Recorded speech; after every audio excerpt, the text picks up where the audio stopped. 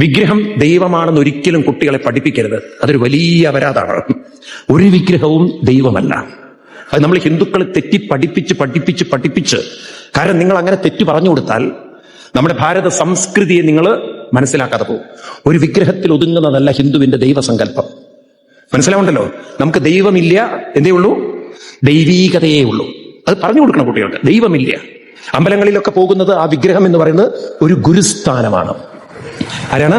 ഒരു ഗുരുവാണ്. ശിവൻ ഗുരുവാണ്. ഗുരുവിനെ ഏത് ഗുരു? അറിവിന്റെ ഗുരുക്കന്മാരാണ് ഇവരൊക്കെ. അതുകൊണ്ടാണ് ദക്ഷിണാമൂർത്തി സങ്കല്പങ്ങൾ. കൃഷ്ണം വന്ദേ പറയൂ ജഗദ്ഗുരു. സരസ്വതി അറിവിന്റെ ഗുരുവാണ്. ലക്ഷ്മി സമ്പത്തിന്റെ ഗുരുവാണ്. ഒക്കെ ഗുരുക്കന്മാരാണ്. അതല്ലേ ഗുരുർ ബ്രഹ്മ. ദൈവം ബ്രഹ്മ, ദൈവം വിഷ്ണു എന്നാണോ എഴുതി വെച്ചത്? ആണോ? എന്താ എഴുതി വെച്ചത്? ഗുരുർ ബ്രഹ്മ, ഗുരുർ വിഷ്ണു, ഗുരുർ ദേവോ മഹേശ്വര, ഗുരു സാക്ഷാൽ പരം ബ്രഹ്മ തസ്മൈ ശ്രീ ഗുരവേ നമഃ. നമ്മൾ ഹിന്ദുക്കളിന് മാറി വരണം. അതുപോലെ ഞാൻ പറയുമ്പോഴല്ലോ, നിങ്ങൾ നോക്കൂ, ഒരു വിഗ്രഹത്തിൽ ദൈവത്തെ കണ്ട് തൊഴുതു പോയി അതാണ് ദൈവം എന്ന് സങ്കല്പിച്ചാൽ നിങ്ങളെ വിഡ്ഢികളായിട്ടാണ് കൃഷ്ണൻ കരുതിയിട്ടുള്ളത്. നിങ്ങളെ മന്ദന്മാരായിട്ടാണ് കരുതിയിട്ടുള്ളത്. മനസ്സിലാവുണ്ടല്ലോ?